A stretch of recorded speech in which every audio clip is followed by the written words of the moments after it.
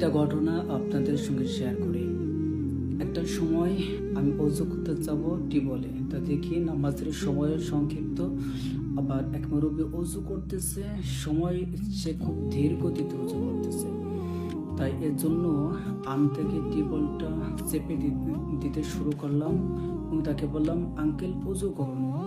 তারপরে সে আমাদেরকে তাকিয়ে একটা ধমক দিয়ে চলে গেল। আসলে দেখুন, মুরব্বী যখন অজু করে তখন আমাদের উচিত তাদেরকে হেল্প করা। এই উদ্দেশ্য নিয়ে আমি তাকে একটু হেল্প করতে গেছি, যে তাকে আমি টিউবওয়েলটা চেপে দিই, সেই দ্রুত উজু করুক, আমিও উজু করে তারপর নামাজে যাই। তারপরে সে যখন আমাকে ধমকে চলে গেল, তাকে বললাম উজু করতে, আবার আরেকটা ধমক দিল। এটা দুঃখজনক বিষয় না, তবে এমন ঘটনা যদি আপনাদের কারোর সাথে ঘটে থাকে, আপনি কাউকে হেল্প করতে গেছেন, সে আপনাকে রাগারাগি করছে, ধমক দিছে, তাহলে আপনি নীরব থাকুন।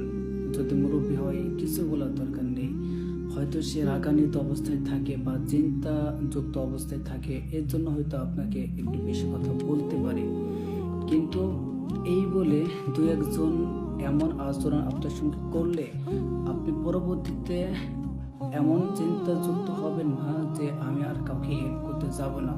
এর জন্য একজনের রাগান্বিত অবস্থায় যে কথা বলছে এর উপর ভিত্তি করে আপনি বাকিদেরকে হেল্প করা থেকে নিজেকে বঞ্চিত রাখবেন না, তাহলে অনেকের কল্যাণময় দোয়া থেকে বঞ্চিত হবেন। এর জন্য কেউ কষ্ট নেবেন না। কারোর সাথে যদি এমন ঘটনা ঘটে থাকে, কেউ এমন চিন্তা ফিকির করবেন না যে ভবিষ্যতে আমি আর কোনো মুরব্বীকে, বয়স্ক ব্যক্তিদেরকে হেল্প করতে যাব না। এমন চিন্তা কেউ করবেন না। বরং দু একজনের জন্য যদি আপনার মন খারাপ হয়ে থাকে, তাহলে আপনি আরো বেশি বেশি করে হেল্প করুন। তাহলে বাকিদের থেকে হয়তো আপনি কল্যাণকর দোয়া পেতে পারেন।